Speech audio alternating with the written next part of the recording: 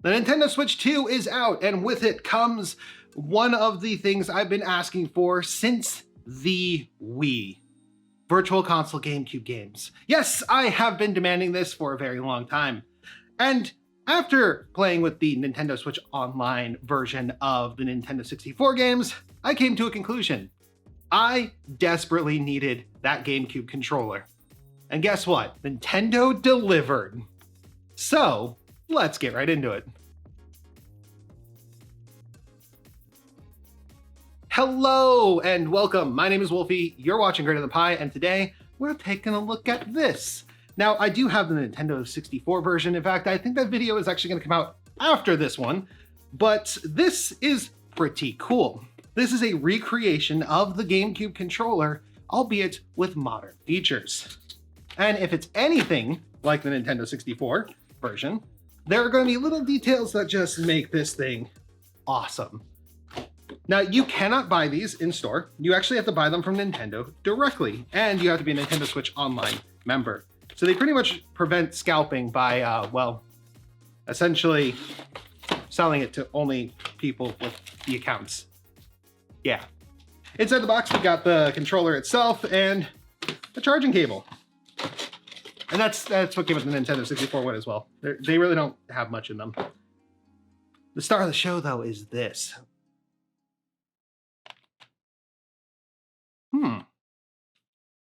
It feels different, but the same. This is the same thing that happened with the Nintendo 64 one, where the plastic itself feels different. One second, let me grab my original GameCube controller. Okay, it's not quite an original. It's actually the Smash Bros. Edition one, but it will work because it's also wired. So the triggers feel different. I don't know if I like them as much. They actually feel cheaper feeling almost. It might just be the plastic itself that they're using, and this might correct itself over time, but it does feel a little weird. The C-stick is pretty close. I actually think that they used less rubber on it, so it might wear out a little bit less. The same thing for the main stick as well. So I think that they did some things to help prevent the controller from wearing out as quickly. But I mean, side by side, if you compare it to an original, it's very, very similar. They feel very similar. The plastic this is like a glossier plastic. This is almost like a more matte finish plastic, but it does feel very, very similar. Now, if I had to guess, the rumble motor is going to be right here, dead center, as it is on the original controller. We do have full wireless, an extra ZL button, which will allow this to be used in more modern titles, albeit with some exceptions. You should have most of what's on a traditional X input controller. We do have both the game chat, the capture, and the home button, which were added into this controller to make it compatible with, more games. And for the most part, it looks like a pretty faithful recreation, albeit slightly different. Now, the real test, though, is gonna be, does it play the same? And I think we could play some Wind Waker and find out. So let's do that. Connecting the GameCube controller is really straightforward. All you gotta do is plug in either the USB-A to the USB-C on the controller, and then it can just take over, or you can use the sync button. And we're gonna go ahead and test with a few things. We got Mario 3D All-Stars, which we'll put in here, and we've got the Nintendo GameCube classics. I'm pretty nostalgic for Wind Waker, so that being here is great. There's a cool little Easter egg that if you start up this app and you hold the stick in any direction, it will actually, instead of booting up like normal,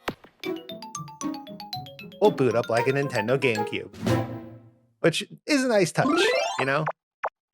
So let's go ahead and get into Wind Waker and see how this feels. Now, here's the good thing. This feels great. All of my reservations that I had about the controller before actually getting to use it have pretty much gone away.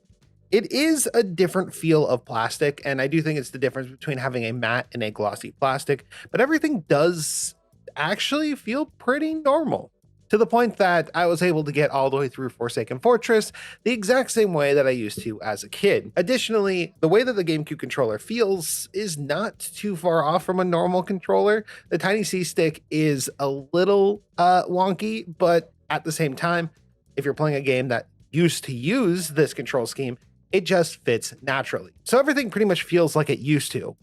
And I'm happy to report that in pretty much any application that the GameCube had support, this controller works. Smash Brothers just sees this as another GameCube controller, even though it's wireless and connected through Bluetooth, which is great because you don't really have to change anything. Your mappings stay exactly the same, and any of your GameCube settings already transfer over. One of the best places to use this, though, is the Mario 3D All-Stars collection, where you can play Sunshine the way it's supposed to be played with the soft triggers. The GameCube controller had sort of analog triggers. There was like a two-step system to it, and it just feels natural to play Mario Sunshine like this as opposed to the way that they had it set up prior. And you could also run Metroid Prime in its original configuration, though I do think that the Pro Controller configuration for Metroid Prime actually is pretty good. Digressing, this actually feels the way it's supposed to feel, and the games play great with it. I was actually pleasantly surprised on how useful this controller is. Heck, if you wanted to, you could even play a game like Cyberpunk with the GameCube controller. Would you want to? Probably not, but you can do it.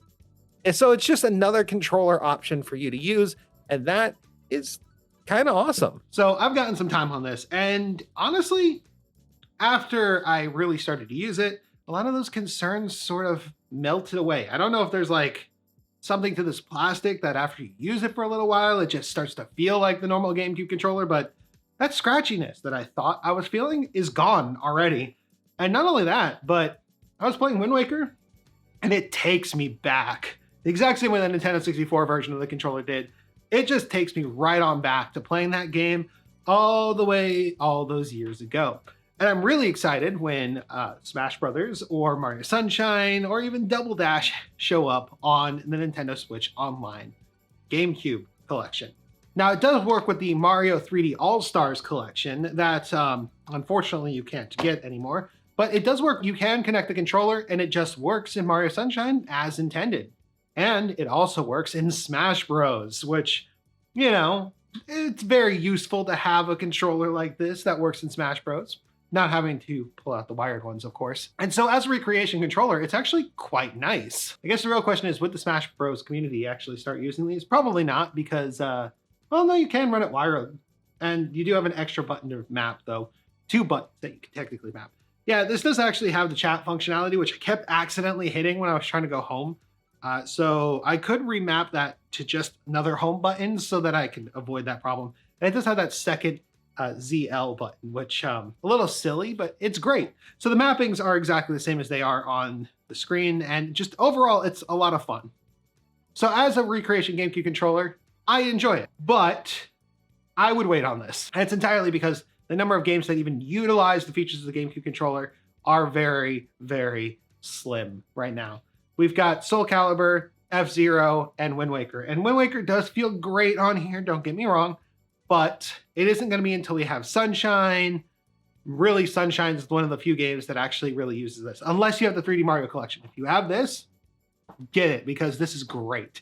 This is amazing to play with this controller. And you can also do the same thing with the N64 controller and Mario 64. It's just really fun to go back and play them the classic way. Same complaints that you would have with the GameCube controller. Like, they're slightly uncomfortable. They're a little bit small. The rumble motor is weird sometimes. There's no start and select. It's just one button on the GameCube controller. So like, there's the same weird things that were there in the original that are right here. And that is why I love it. But that is where I'm going to end this video. Thank you guys so much for watching. If you enjoyed watching this video, consider giving me a like, maybe comment, subscribe, and let me know, what weird controller do you want me to check out next? I'll see you in the next one. Wolfie, out.